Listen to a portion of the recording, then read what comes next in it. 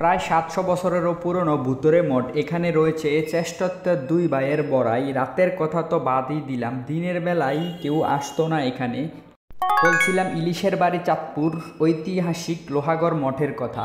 Hi hello everyone, আসসালামু আলাইকুম। আজকে আমরা যাচ্ছি বাংলাদেশের চাঁদপুর জেলায় অবস্থিত একমাত্র মঠ। প্রায় ৪ থেকে ৭ শতাব্দী পুরনো প্রাচীর এই মঠ চাঁদপুর ফরিদগঞ্জ উপজেলায় লোহাগড় গ্রামে ডাকাতিয়া নদীর পাড়ে অবস্থিত, যা লোহাগড় জমিদার বাড়ি জমিদাররা তৈরি করেছিলেন।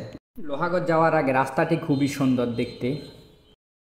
অবশেষে আমরা চলে আসলাম লোহাগড় গ্রামে ডাকাতিয়া নদীর পাশে অবস্থিত লোহাগড় মঠে।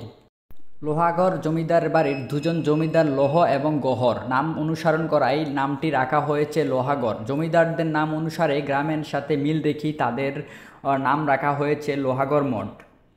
আজ থেকে প্রায় ৪০০ থেকে ৭০০ বছর পূর্বে লোহাগড় জমিদার বাড়ির জমিদাররা এই এলাকাটি রাজত্ব করতেন। মঠের মতো বিশালতা দুটি প্রাসাদ, এই প্রাসাদের জমিদাররা তাদের বিচার কার্য সম্পাদন করতেন। বিভিন্নতম তথ্যে জানা যায় প্রভাবশালী দুই রাজ্য লোহ এবং গহর ছিলেন অত্যাচারী রাজা।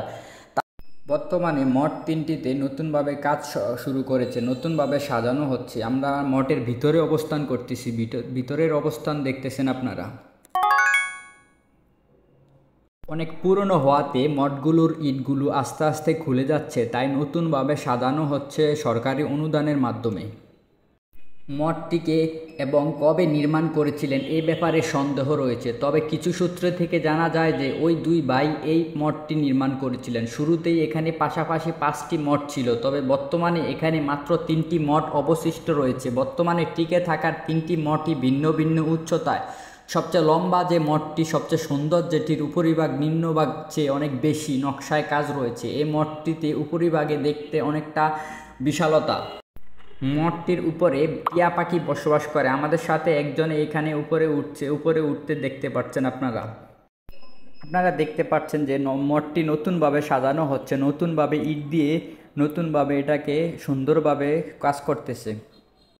পূর্বে মানুষজন মঠগুলোর নিকটে খুব কম যাওয়ায় বহু বছর ধরে এগুলো জঙ্গলে ঢেকে ছিল। মানুষের মনে করত মঠগুলোতে খারাপ আত্মার আনাগোনা রয়েছে এবং এসব খারাপ আত্মা মানুষকে নিয়ে যায় অথবা হত্যা করে। আর এই কারণেই অনেক বছর মানুষজন একা এই মঠের কাছে যাওয়ার সাহস করেনি।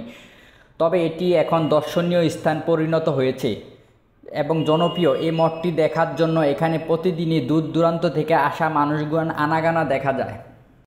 বর্তমানে এগুলোকে সরকারি অনুদানে দিয়ে অনেক সৌন্দর্যভাবে তৈরি করছে মঠগুলা। আগের পুরনো হওয়াতে ইটগুলো জর্জরিত অবস্থায় হয়ে গেছে, তাই নতুনভাবে সাজানো হচ্ছে মঠগুলা। ডাকাতিয়া নদীর পাশে হওয়া সৌন্দর্য অনেক বেশি এই জায়গায়। আপনারা যারা লোহাগড় মঠ আসবেন, চাঁদপুর শহর থেকে লোহাগড় মঠের দূরত্ব প্রায় 12 কিলোমিটার। চাঁদপুর শহর জেলা সদর থেকে বাস, সিএনজি এবং মোটরসাইকেলে চান্দ্রাবাজার হয়ে লোহাগড় মঠ পৌঁছাতে পারবেন। এবং আমরা দক্ষিণাঞ্চলের দিক থেকে যারা যাব তারা রায়পুর হয়ে ফরিদগঞ্জ হয়ে সামনেই 10-12 কিলোমিটার দূরেই লোহাগড় মঠ অবস্থিত।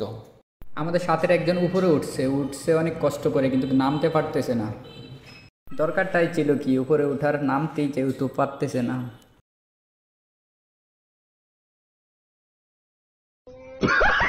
আর হ্যাঁ, আপনাদের আরেকটা কথা বলে রাখি, বর্ষাকালে এই মঠে যাওয়ার রাস্তা খুবই খারাপ, তাই শীতকালে এই মঠে যাওয়ার জন্য সবচেয়ে উপযুক্ত সময়। এই সময়টাই রাস্তার খুবই বেহাল দশা। হাই ভিউয়ার্স, এই লোহাগড় মঠে কে কে আসছেন, ভিডিওটি কেমন লাগছে কমেন্টে জানিয়ে দিবেন। আর ভিডিওটি বেশি বেশি শেয়ার করবেন, যাতে বাংলাদেশের প্রত্যেকটা জেলায় উপজেলা সবাই দেখতে পারে। কষ্ট করে ভিডিও করি, বেশি বেশি শেয়ার করলে কষ্ট তখনই সার্থক হয়। আজ এই পর্যন্ত, দেখা হবে নতুন কোনো ভিডিওতে। সেই পর্যন্ত সবাই ভালো থাকবেন, সুস্থ থাকবেন। আল্লাহ হাফেজ।